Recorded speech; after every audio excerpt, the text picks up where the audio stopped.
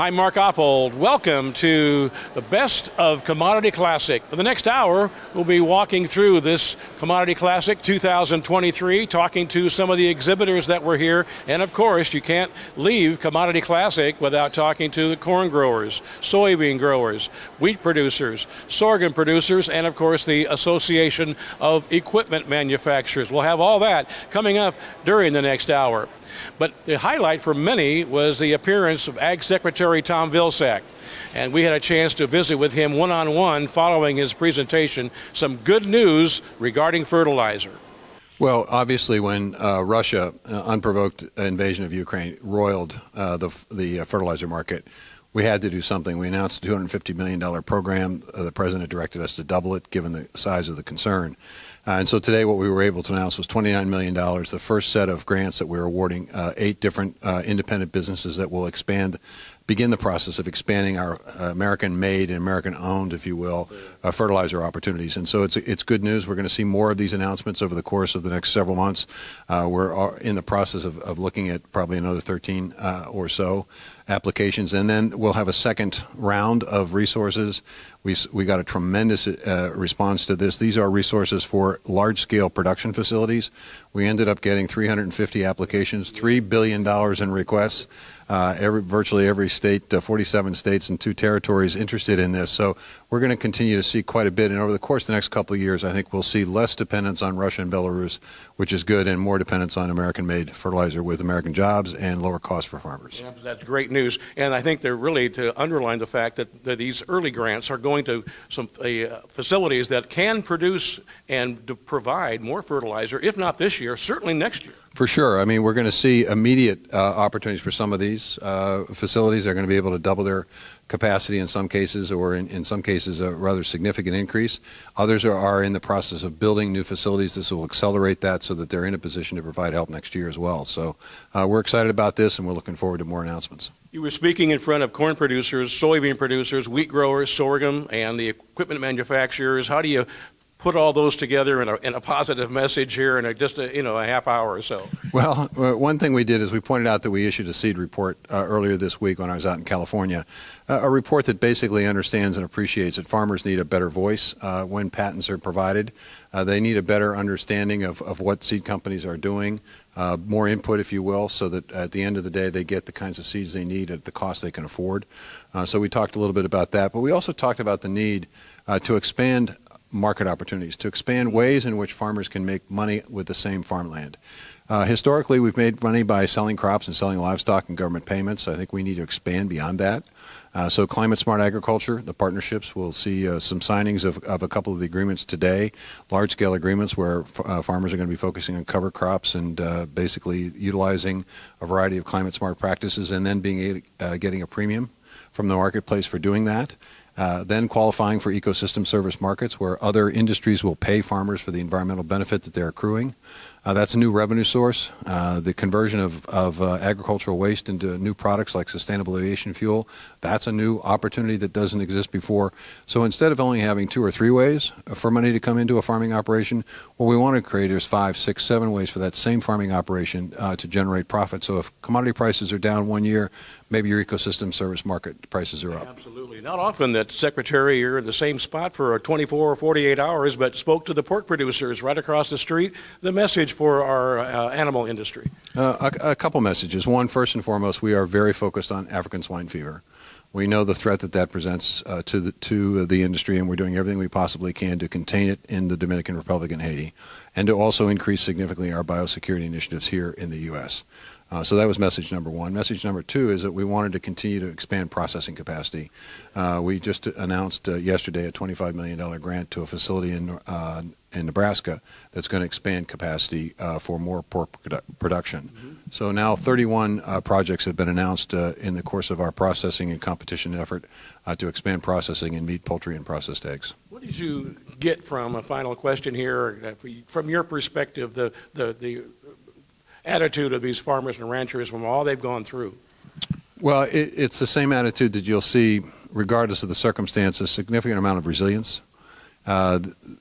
they want somebody on their side. They want to know that people are fighting for them. They want to know that people are thinking about creative ways to make it a little bit easier for them to not only make money, but as importantly, to be able to say to their sons and daughters and grandchildren, you have a future in farming. And that's really what we're trying to do by expanding the number of income sources and trying to focus on some of these input cost issues. We're trying to make it just a little bit easier, a little bit better, a little bit more profitable. And at the end of the day, you can make a case effectively with that next generation that there is indeed great opportunity. Always great to visit with Secretary Vilsack. And again, good news for fertilizer supplies and hopefully prices here moving forward from here. Well, of course, the focal point for many at Commodity Classic is the trade show. And many said this was the best ever. New technologies being shown here at the Commodity Classic in Orlando. Our first visit, we stopped by our friends at Helena Agri Enterprises, Phil Hollis, and the outlook for 2023. Well, I think as you walk around and visit all the booths, you see a lot of excitement. Agriculture's been on a good run for numerous years. And when we look at that, we're excited as we move in. We've launched new products, 2 of them you see here. But that's just the start. As we go through, we see more stabilizing of the industry. And as we get into, we're really going to be able to have our folks do what they do best, is provide solutions for our growers and really focus less on supply chain issues and more on making an impact agronomically for our folks. The theme of Commodity Classic is preparing the next generation. We talked earlier a couple of weeks ago with Austin Anderson here, a new up-and-coming member. Yes, you've been on there a little bit longer, not a long time, but what about helping that next generation here and preparing them? Well, and you can see as part of our booth, we have our human resources department here, and really what we're trying to do is find our next future folks coming into this business. It's an exciting time in agriculture. Agriculture is broadening. It's becoming more focused on sustainability, and we are catering to that, and that's a whole different environment than what maybe when I started out in the business, and finding the right people to bring the right solutions and also training them to do that. We're excited about the growth of not only our people, but the growth of our growers and the folks that we interact with every day in the industry. People know Helena for being a distributor, I'm going to say that, but they're a lot more than that. Let's talk about that a little bit here, Phil. Well, it's funny. With my tenure, when I started with the company, we really were in ag chemicals, slightly into fertilizer in a lot of our markets. Today, we're a solution provider. We provide solutions for our folks across the country, from fertilizer to crop protection, crop production throughout, and also knifed in precision agriculture through our agri-intelligence platform.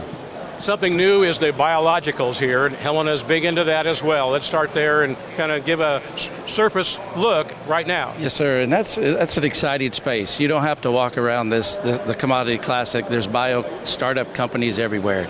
We've been in this business for numerous years. We've been working hard. What's important about the biospace, we're finding that with our new product Inertia. You have to find solutions. They have to be able to scale, but they also have to be proven through data. And that's the thing I'm most proud about this platform, our HPG platform, our Helena Products Group. They not only launch products, find products, identify products, but they prove them through data and agronomic. Another hot button seems to be water consumption, water use. Helena is aware of that as well. Yes, sir. And I spent many years out in California, so I know what dry land looks like. And from that time, I learned. And in our new product, Resgenix, it really takes that whole thing. It's not just a Western arid climate problem. It's a climate across the whole U.S., and all our growers are dealing with that. So what we're excited about our new product is it caters to that from start to finish across the whole company, across the whole country. And everybody that we interface with has an opportunity to use it and benefit from it. With all that going on and impacting agriculture, whatever it might be, how does Helena play into providing some answers? Well, we want to be the partner for our grower, our dealer. We have a good dealer business throughout the Midwest and other parts of the country, but really for our growers, we want to be the solution provider. We also want to make sure that we make it easy. We've got several ways to do that, from our agronomists to our agri-intelligence technicians across the country that knife their services back into our sales teams that brings that to the grower. Exactly right. And they want to know more about how they can be better stewards. And Helen is all about that as well, stewardship. Have been for quite some time. I've had some experiences within different platforms at Helena We make decisions around sustainability about where we make products, where we sell products. We've been focused on that before what I would call it be a hot button. It can't be a fad. Sustainability has to be a way of life, and it has to be making the world better. And agriculture, it's kind of neat to see it come to the forefront, because at the end of the day, we can impact that more than anybody else with the crops we grow. You know, you and I have been in the business long enough, but when we started, precision agriculture, I don't think was a topic that I heard about a lot, if at all, but now it is. Really, you're exactly right. And that ages us a little bit. But at the end of the day, we've been in this space for over 20 years. It really, for us, it starts with a soil sample and what you could do to provide value. Now, there's a lot of things you could do that they have glitter to them. But at the end of the day, the grower wants to know, what can we do to make money? What can we do to put ourselves and feed the population? At the end of the day, it has to scale, and it has to be something that the grower holds value for. And we've been focused on that for quite some time now. Absolutely. Final question here. The growing season underway in the South already. Yes, moving north, I guess leaving any, call it advice, or that to leave with these growers entering the new season? Well, I think we're excited about the year to come, and I think more stability provides more opportunity for us to separate ourselves and our folks in the field. The best advice I could give, you see it here through Corn-Wise, Bean-Wise, and also Wheat-Wise, which is some of the initiatives our folks are taking on. At the end of the day, the grower needs a partner, and we need to be able to be that partner. And our folks work hard day in and day out to do that. And it starts at the ground floor, and it starts with our people. And at the end of the day, our success will be driven on our people being able to make a difference for our growers across the U.S. Where can we learn more about all the great products, Helena? Well, with our local salespeople, with our local technicians, agri-intelligence technicians, but at our website at helenaagrienterprises.com. Always great to catch up with our friends from Helena. Check out their website. The Association of Equipment Manufacturers joined Commodity Classic about 7 years ago. Kurt Blades is their senior vice president. We talked to him about their membership. Association of Equipment Manufacturers, or AEM, is the trade association for the off-road equipment industry. We represent about 1,000 members across 5 sectors: ag, construction, forestry, mining, and utility. And what we are known for in this space specifically is our involvement with Commodity Classic and other trade shows where we're connecting end users with the equipment manufacturers. But the other things that we do particularly well are we provide good data and market information both to the industry and to our members, so they can make good decisions about the future and production and where the production needs to be. We do a lot of advocacy work in Washington, D.C. and in Ottawa, as well as around the world, where we're looking out for industry and policy issues that are in the best interest of the ag industry as well as for equipment manufacturers. And we're heavily involved in safety and product leadership work, which is the standards and regulatory work that helps make sure that the equipment that farmers are using is safe and that everyone goes home at night to their loved ones. I bet you, going through all these different conventions that you do, agriculture, forestry, whatever it might be, technology is just unbelievable. Oh my goodness, technology is crazy in every sector that we're taking a look at. But I'm partial to agriculture, and I think it's pretty neat to say here at Commodity Classic, looking at this technology that's on the floor, whether it's the most advanced spraying equipment or autonomous tractors or seeding equipment that's on being released today, or some of the really interesting things that's happening in some of the small booths, such as new autonomy or new autonomous tractors. There's some really interesting things that are happening in agriculture. And the data that becomes behind that is actually making a huge difference for the profitability of farmers. Yeah, you mentioned work in Washington, D.C., maybe a little bit of advocacy work, if you will, for these producers out here. You bet. In fact, with 2023 being a Farm Bill year, we're standing lockstep with our friends at the Corn Growers Association, American Soybean Association, Wheat, and Sorghum, talking about the things that are important to all of us, which is a strong safety net for agriculture. We want to make sure that that the farmers have the ability to be in business for years to come. I think that's critically important. We're big proponents of rural broadband, as we have been for the last few years in various Farm Bill programs. And of course, what we really like to talk about this year with the Farm Bill is incentives to encourage folks to invest in new technology, precision ag technology, that makes a big operational difference for their farm, but also improves their environmental footprints. I want to go back a half a step, and it's been like 7 years since you've been part of Commodity Classic. So AEM has been a part of Commodity Classic for the last 7 years, and we're proud to be on the Commodity Classic Council and the planning group. And so this being the 2023 year is actually going down as the largest, both in attendance and trade show size. So we're happy to be a part of that journey. Absolutely right. Folks that want to learn more about the association, where would they go to get that information? The best way to learn more about the Association of Equipment Manufacturers is at aem.org. Great to visit with our friends from the equipment manufacturers, and now a big part of Commodity Classic. And so is the American Soybean Association, one of the founders, of course, of Commodity Classic. Scott Metzger is their treasurer, so you might imagine we talked a lot about money and finances. So we every month we'll have a financial meeting with Brian Vaught, and which is our CFO, and then our other committees that's on the finance committee, and we'll overlook all the financials and make sure everything's going good, and then once we get on our EC calls we have an EC call every Tuesday, and after we do our financial meeting, then we'll give a presentation to the EC committee as well on it, executive committee. Sure. What can you tell us about the financial status of ASA? And I'm sure it's in good shape. Yes, yeah, we're doing good. We're in good shape. We just finished up our first quarter, so we're a little bit light where we should be. But once we get these programs and stuff kicked off, this is when the heart of a lot of the income and stuff starts coming in on it. So. Yeah, we're looking forward to this time of the year. Right, and then all the dollars are well spent. Maybe share with our viewers where the money goes that is collected. So on that, we have several different programs such as WISH. It'll go to it, and USEC, and we'll have money that'll go towards our PAC fund and stuff with that. So there's a wide area of areas where it gets used up. That's right. Tell us about your background. Before coming treasurer, how did you get involved in ASA?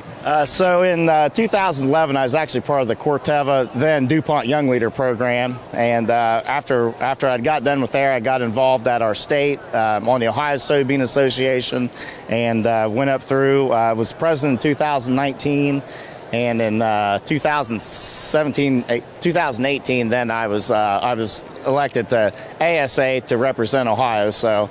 It's kind of just how it's been. And you just kept moving from there. So is it a 1 year, 2 year term? 1 year term, yeah, 1 year term. So then we have elections every year. So is all the accounting and everything in your background as well on the farm? Yeah, at home. I help take care of our records on it. So yeah, so I'm comfortable with it. Yeah, tell us about your operation here, or your in Ohio, where you came from, your hometown. Yeah, so from Frankfort, Ohio. We kind of farm in two counties there. I live in one county and the shop and office in another, but 6th generation grain farmer with multi generations in it. So raise soybeans, double crop beans, wheat, and corn. So we stay busy, and I have 3 kids also, one in college and a freshman, and then one in 5th grade. So they also keep me very busy. I bet they do. Do you have any problems with the family here and planting more soybeans? No, that's no, not at all. Yeah, I bet not. So as far as marketing, anything and before I get to that, any plans of changing your acreage? It's on the minds of a lot of folks. Our producer is going to change. What are you going to do at the Metzger farm? Yeah, no, we pretty much stick to the same rotation. We're about half corn, we'll say 40% corn, 40% beans, and about 20% wheat on it. So we stick to the pretty much same rotation year in, year out on it. We asked this to one more last question is if someone watching here are best of and they're not a member of ASA, Scott, why should they be? Well, we're here to represent the farmers across the Midwest. They need a voice to be heard and a voice to be heard in D.C., and that's what we're here to do. It starts at the grassroots level and works its way up. So, if you have issues at home, come to us, and we can take them to D.C. and see what we can make happen. Scott Metzger with the American Soybean Association. Quite a display for ASA here at Commodity Classic. We're going to take a break, come back. We're just getting a good start. You're watching the best of Commodity Classic. We'll be right back.